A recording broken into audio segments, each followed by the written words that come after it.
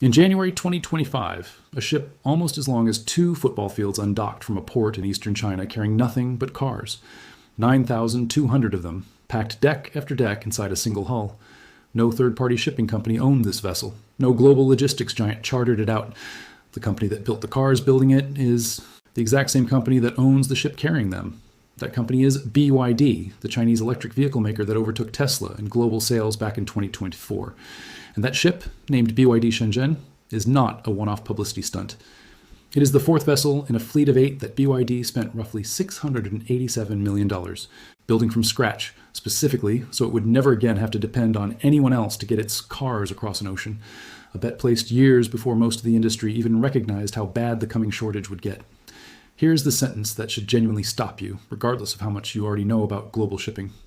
In 2021, a single day's rental on a mid-sized car-carrying ship cost around $12,600. By early 2024, that same daily rate had rocketed past $115,000, nearly a tenfold jump in under 3 years. While the rest of the auto industry scrambled and paid whatever the market demanded, one company simply stopped renting altogether and built its own navy. If you find stories like this fascinating, hit the like button. It takes real research to put one of these together, and subscribe so you do not miss the next one. Here is what you're about to learn. Why the global car shipping market broke so badly that automakers were paying nearly 10 times more almost overnight. Exactly what BYD built in response, and what it actually cost. Why this is not really a story about one company, but about a much larger shift in who builds and owns the ships the entire world's trade depends on. And where the "took over the shipping lanes" headline stops being accurate and starts being exaggeration. Let's start with the crisis that made owning a fleet of ships suddenly make financial sense. The shipping crunch nobody saw coming. Cars are not shipped the same way as a container full of clothing or electronics. Finished vehicles travel on specialized ships called pure car and truck carriers, often shortened to PCTCs, essentially floating multi-story parking garages with ramps built into the hull so vehicles can drive on and drive off under their own power without needing a single crane. For most of the past 2 decades, this was a quiet, unglamorous corner of the shipping industry, dominated by a handful of established operators, and nobody paid it much attention, the kind of background infrastructure that only makes headlines when something goes badly wrong with it.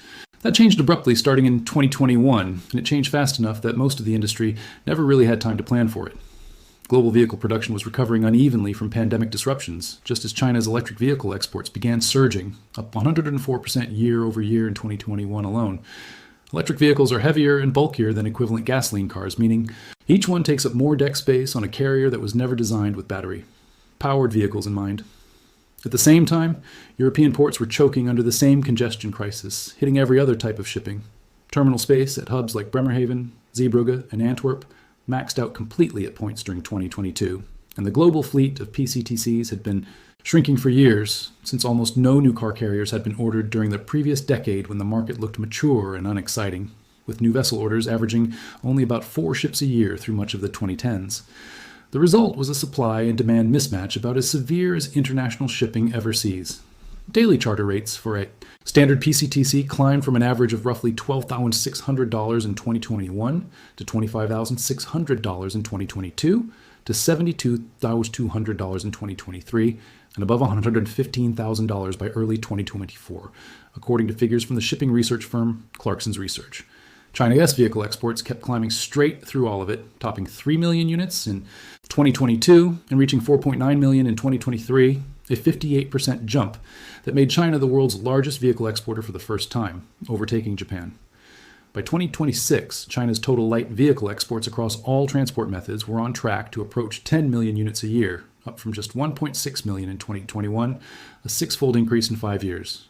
Every one of those millions of cars needed a ship, and there simply were not enough ships to go around.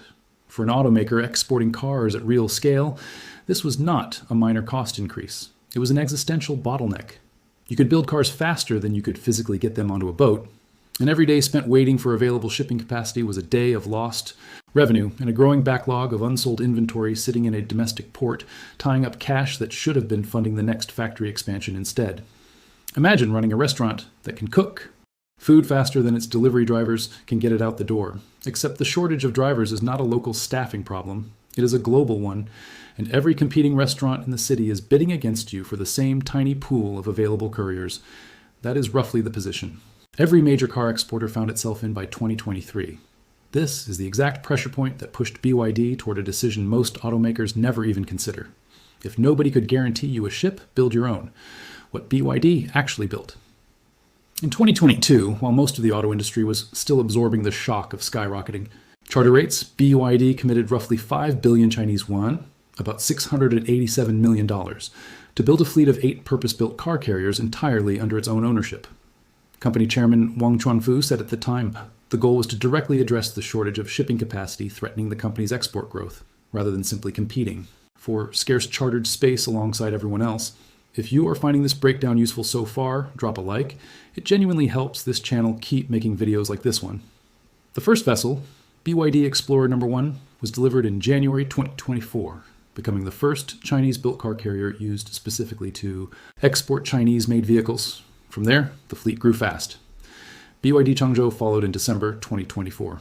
BYD Hefei, the company's first fully self-owned PCTC, launched in January 2025. Then came Changsha, Xi'an, and the standout of the fleet, BYD Shenzhen, which at 219.9 meters long and capable of carrying 9,200 vehicles, became the largest car carrier ever built anywhere in the world, surpassing the previous record holder, the Huo Aurora, by roughly 100 vehicles.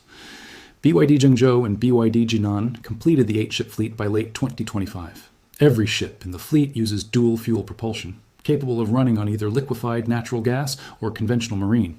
Fuel, a design choice BYD has marketed as making these among the most environmentally efficient car carriers currently sailing, and one that hedges against future tightening of maritime emissions rules that could otherwise strand a fleet built purely around older, dirtier fuel standards. All 8 vessels were built domestically, split between 2 Chinese shipyards, Guangzhou Shipyard, International, and CIMC Raffles. Combined, the fleet gives BYD the capacity to move more than 1 million vehicles a year without renting a single slot from an outside shipping company. BYD's own estimates put the savings at 30 to 40% per vehicle. Compared to chartering space on the open market, adding up to roughly $1.4 billion a year once the fleet was fully operational, savings that come directly out of the exact cost spike that was crushing competitors during the same years, effectively letting BYD convert a crisis that was actively eroding other companies' margins into a durable, structural advantage of its own. This is not a theoretical fleet sitting idle either. By mid-2026, these ships were doing exactly the job they were built for. BYD Zhengzhou left Shanghai in May 2026, carrying 4,810 electric vehicles bound for Melbourne, Sydney, and Brisbane, part of a commitment to deliver 30,000 vehicles to Australian customers, a market where BYD's share more than doubled in the first 4 months of 2026 alone, pushing the company into second place in monthly sales behind only Toyota. When BYD Zhengzhou docked in Melbourne in June, it was not carrying show cars or a handful of press units. It arrived loaded with regular consumer inventory. Essential workers among those prioritized for early delivery, treating the ship's arrival less like a novelty event and more like a routine. Supply chain milestone, exactly the kind of unremarkable reliability a company wants from its own logistics arm.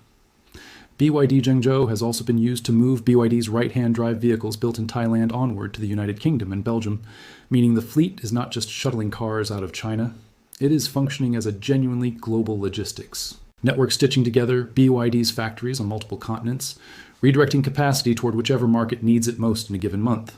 A flexibility that a company relying entirely on the open charter market simply cannot match on short notice. The comparison that puts this in perspective. Here's the detail that most coverage of BYD's fleet completely misses. To understand how unusual this move actually is, it helps to know who BYD is now competing against on the water, not just on the road.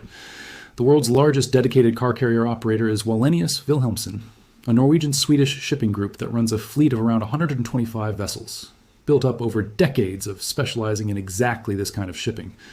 Traditional automakers like Ford, Toyota, and Volkswagen have never owned meaningful shipping capacity of their own. They charter space from operators like Wallenius Wilhelmsen or from Korean players like Hyundai Glovis and HMM, both of which responded to the same 2021 through 2024 rate spike by scrambling to expand their own car-carrying fleets. In HMM's case, restarting a car shipping business it had actually sold off more than 20 years earlier, and Hyundai Glovis planning to expand its own fleet by more than 25% by 2027 just to keep pace. That is genuinely the story here. Every other major automaker in the world treats shipping the way most companies treat any other outsourced logistics function, as somebody else's specialized business to be purchased on the open market. BYD looked at a market experiencing a once-in-a-generation supply squeeze and decided the smarter long-term move was full vertical control, the exact same. Instinct that already led the company to mine its own lithium, build its own battery cells, and run its own EV insurance arm in China. That instinct traces back to BYD's origins as a battery manufacturer long before it ever built a car.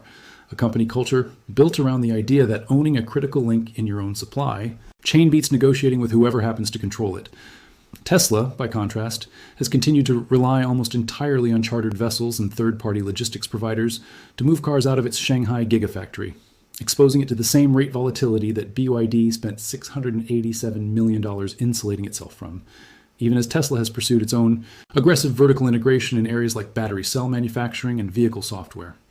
If you like connecting dots like this across industries, subscribing genuinely helps more videos like this one get made. There is a broader industry pattern sitting underneath BYD's individual decision, and it is bigger than any single company's fleet. Chinese shipyards captured roughly 70% of all new PCTC orders placed globally between 2023 and 2024, with 5 Chinese shipbuilders alone winning contracts for 132 of the 188 new car carriers ordered industry-wide. That is not a coincidence. It reflects a Chinese shipbuilding industry that, by 2025, accounted for 56.1% of the entire world's shipbuilding output by deadweight tonnage and captured 69% of all new global shipbuilding orders that year, according to China's own Ministry of Industry and Information Technology, marking the country's 16th consecutive year as the world's largest shipbuilding nation. 6 of the world's 10 largest shipbuilding companies are now Chinese. BYD did not build its fleet in isolation. It built it inside a domestic shipbuilding ecosystem specifically positioned with heavy state backing to serve exactly this kind of demand. Here's a fact worth sitting with for a moment, and it might be the single most important number in this entire story. China now builds more than half of every large ship constructed anywhere on the planet in a given year, which means the country that makes your car increasingly also makes the vessel that might carry it, and the vessel that carries almost everything else moving across the ocean too, from container ships to oil tankers to the next generation of cruise liners, where the took-over shipping lanes claim breaks down. This is the part of the story that deserves real honesty because the temptation to overstate what has actually happened here is significant. BYD's 8 ships, however large individually, represent a small fraction of the global car carrier fleet, which numbers around 590 dedicated vessels above 4,000 vehicle capacity worldwide, not counting the broader universe of general cargo and container ships that also move finished vehicles. Wallenius Wilhelmsen alone operates roughly 15 times as many ships as BYD's entire fleet. BYD has not taken over global shipping lanes in any literal sense. What it has done is remove itself from dependency on a market it no longer trusts to serve its interests reliably, a materially different and much narrower achievement than the phrase "took over the world's shipping lanes" implies. The vehicle shipping market itself also remains genuinely undersupplied, even with BYD and its Korean and Chinese competitors all racing to add capacity. Industry forecasts for 2026 suggest more than 2 million vehicles will still need to move on non-dedicated carriers this year simply because there are not enough purpose-built car carriers to go around. And a wave of roughly 116 aging vessels is scheduled to be scrapped by 2027, threatening to tighten supply further even as new ships get delivered. Just last month, a single 26-year-old car carrier sold at auction for around $42 million, nearly 3 times its original asking price. A sign that even decades-old, worn-down tonnage is still commanding premium prices because headlines about BYD's fleet completion might suggest BYD solved this problem for BYD. It did not solve it for the auto industry as a whole, and daily charter rates for the vessels BYD does not own have, if anything, stayed elevated rather than collapsing back toward pre-2021 levels. There's also a geopolitical wrinkle worth naming honestly. Quick reminder, if this kind of nuance is what keeps you watching these videos, subscribing tells us to keep making them. The European Union imposed additional tariffs on Chinese-made electric vehicles in 2024, specifically citing state subsidies as an unfair advantage, and BYD's own shipbuilding investment could reasonably be described as exactly the kind of state-supported vertical integration those tariffs were designed to blunt.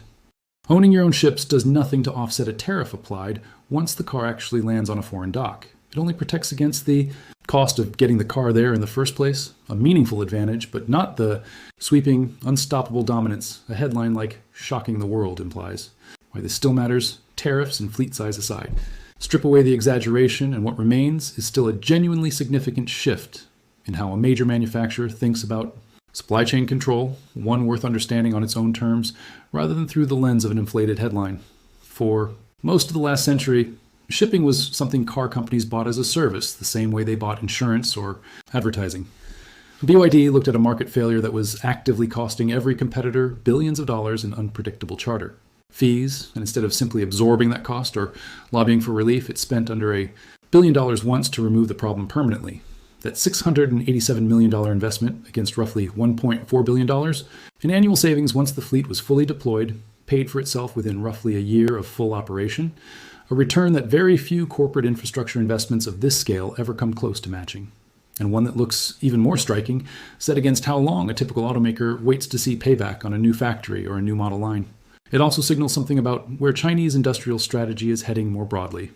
The same country that already dominates battery production, that builds the majority of the world's solar panels, and that now builds more than half the world's ships by tonnage, is increasingly producing companies willing to own entire supply chains, from the raw material in the ground to the ship crossing the ocean, rather than depending on external partners at any single link. It is worth remembering that Chinese shipyards were not always considered credible builders of complex vessels like these. Industry observers openly doubted whether Chinese yards could meet delivery schedules for car carriers as recently as a few years ago, since they had completed only about 15 such vessels between 2012 and the start of this current boom. That skepticism did not survive the past 3 years. BYD's fleet is one visible, countable example of a pattern that is playing out with far less fanfare across dozens of other Chinese industries at the same time. A strategy that trades a large upfront capital cost for long-term insulation against exactly the kind of market shocks that just hammered every one of BYD's global competitors. Other Chinese automakers are watching closely. SAC, the state-owned group behind the MG brand, has also expanded its own chartered and part-owned shipping capacity in recent years, suggesting BYD's approach, while still the boldest version of this strategy, is not staying unique to one company for long. Whether other automakers follow BYD's example remains an open question, and a genuinely difficult one, since building a fleet like this requires the kind of balance sheet, shipyard access, and long-term planning horizon that most Western automakers, focused on quarterly earnings and already stretched thin by the cost of the EV transition itself, may simply not have the appetite for. Legacy manufacturers spent the last several years managing exactly the same charter rate. Spike BYD sidestepped, and most of them responded by absorbing the cost into vehicle, pricing or trimming export volumes to lower margin markets rather than committing to a decade-long shipbuilding program of their own. What is clear is that the company betting on total vertical control, from lithium mine to ocean crossing ship, just watched that bet pay off during exactly the kind of supply chain crisis that was supposed to punish everyone equally, and it did so while of its rivals were still negotiating charter contracts, one shipment at a time.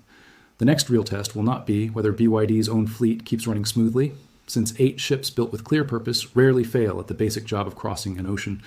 It will be whether the rest of the industry, watching a competitor turn a supply chain crisis into a permanent cost advantage, finally decides that owning the boat is worth the enormous upfront bill after all.